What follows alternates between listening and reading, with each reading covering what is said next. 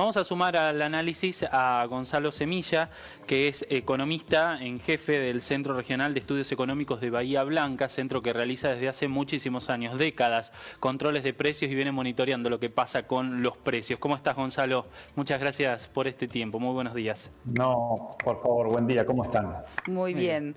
Muchísimas gracias por el contacto. Bueno, comentábamos recién los números de la inflación. Muchos privados ya habían anticipado no solamente el mes de noviembre, sino un cierre de año por encima del 50% de inflación. ¿A ustedes los sorprendió este dato? No nos sorprendió porque es algo que ya veníamos mirando y observando. Nosotros relevamos, como bien decía Martín, hace unas cuantas décadas, digamos, los movimientos de los precios en la ciudad de Bahía Blanca. Nos había arrojado, nosotros publicamos a principio de diciembre, la variación de precios de noviembre y nos había dado 5,3%, un punto porcentual por encima de lo que publicó recientemente el INDEC, con lo cual a nivel interanual en Bahía Blanca nos está dando un número muy parecido a lo que publicó el INDEC. 52,6% nos está dando a nosotros. Y la otra cuestión es que hasta octubre prácticamente todos aquellos precios que estaban congelados en cuanto a tarifas se descongelaron.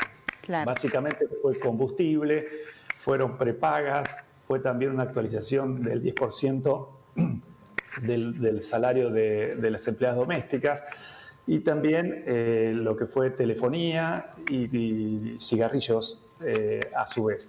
Eso ocurrió a partir de noviembre. En diciembre, el primer día hábil del mes, tuvimos un aumento promedio del 6% de combustibles y claramente esto es, digamos, un efecto derrame hacia el resto de los precios.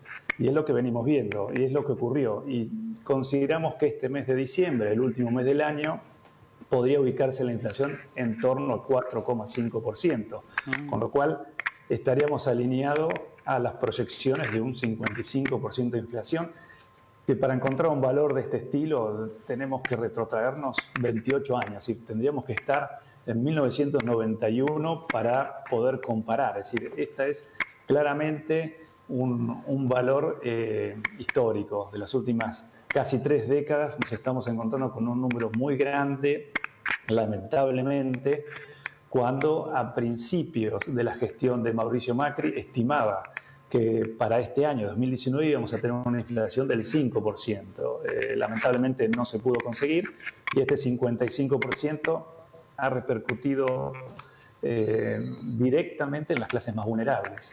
Claramente, Gonzalo. Bueno, dábamos cuenta de cómo la inflación se ha sentido especialmente en el rubro alimentos y bebidas, y aquellos que destinan todos sus ingresos a la compra de alimentos perciben la inflación de otra manera, ¿no?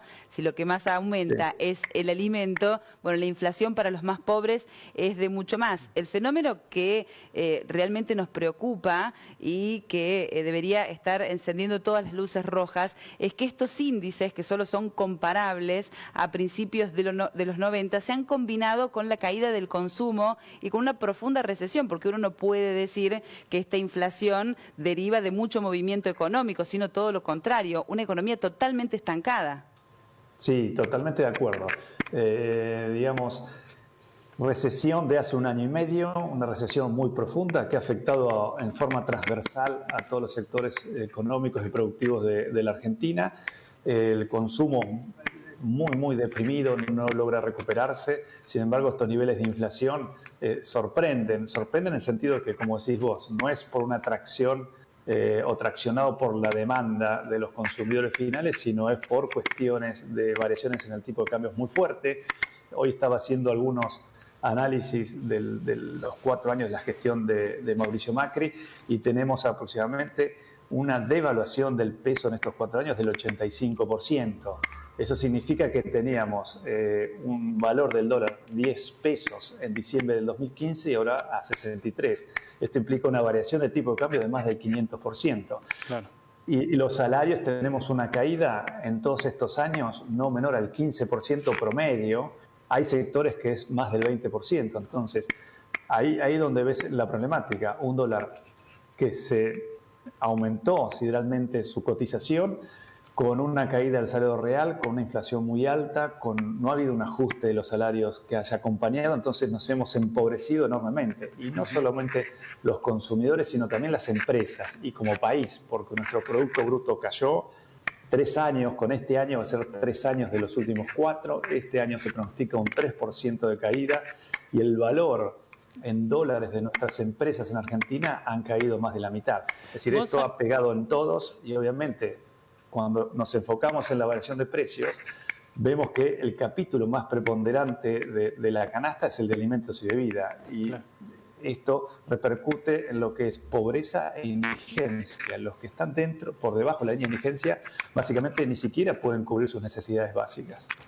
Gonzalo, ¿y cómo se hace para poder desacelerar la inflación? Porque el gobierno de Mauricio Macri en esta última etapa acudió a la quita del IVA, a incentivar acuerdos de precios, a llevar adelante ampliaciones de los programas que ya estaban existentes como los precios esenciales o los precios cuidados. El gobierno que está entrando, que se está haciendo cargo del Estado Nacional, dice que va a revisar los aumentos de los alimentos que se han dado en los últimos tiempos. Se está pensando en algún tipo de congelamiento, acuerdos de precios y salarios. ¿Esto ayuda, contribuye a desacelerar la inflación? Bueno, a ver, tu pregunta de cómo hacer para bajar la inflación es compleja en un país complejo. Pero bueno, básicamente lo que vos estás mencionando, el dólar era la principal causante de variación en los tipos de precios. Eso se eliminó con el cepo hard, sin embargo siguió un arrastre inflacionario porque el dólar no se movió, el dólar oficial no se movió, porque el otro gran inconveniente es qué pasa con el dólar blue, porque muchas operaciones informales se hacen en función del dólar blue. Entonces ahí tenemos un pequeño inconveniente. Pero, digamos, despejado el cepo, digamos, implementado el cepo, ¿por qué se sigue moviendo la inflación? Porque se empezaron a descongelar todos, las tarifas que estaban planchadas. Entonces eso es un motivo de inflación. Ahora, bien escuchamos, por ejemplo, en la provincia de Buenos Aires, con Kicillof dijo a partir de enero que había una actualización en los precios de la energía, ya lo congeló. Es decir, una forma de frenar la inflación es volver al congelamiento. El tema del pacto social es algo interesante, pero complejo, porque tiene un entramado muy difícil en Argentina, porque cada sector quiere recuperar su rentabilidad que ha perdido. Entonces, puede haber muy buenas intenciones, pero vamos a ver efectivamente si esto ocurre. Porque pero congelar todo no es pan para hoy y hambre para mañana, porque cuando haya que descongelar o volver a sincerar tarifas, precios, lo que sea, ¿no nos genera también otro golpe a la inflación y por consiguiente a nuestro bolsillo?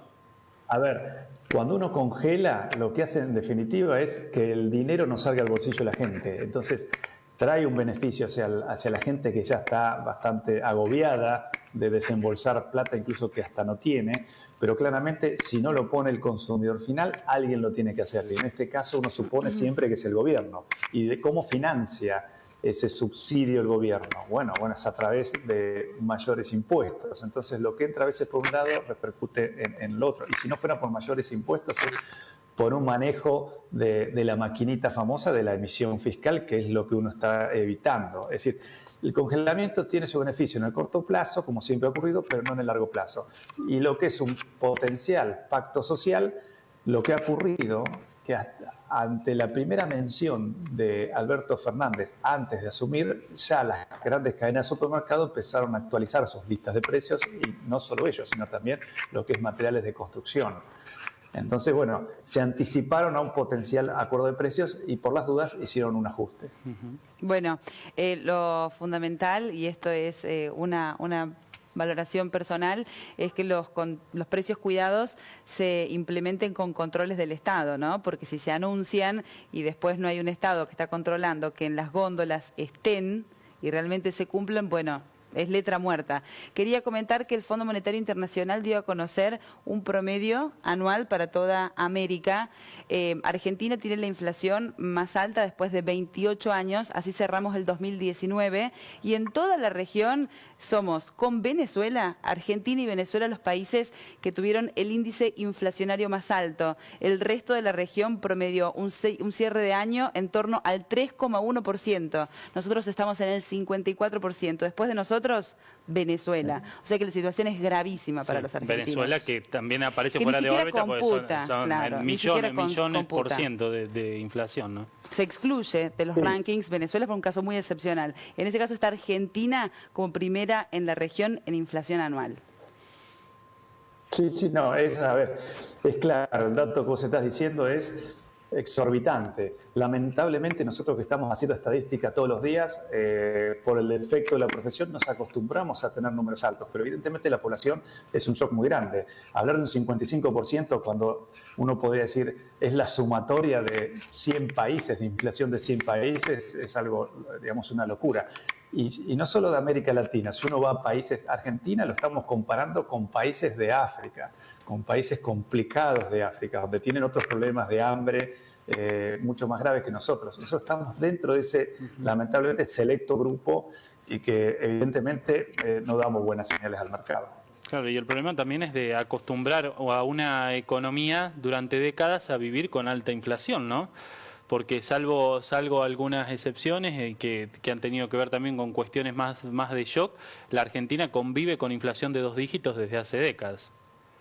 Sí, totalmente. A ver, te diría que 70 años hace que estamos con problemas inflacionarios.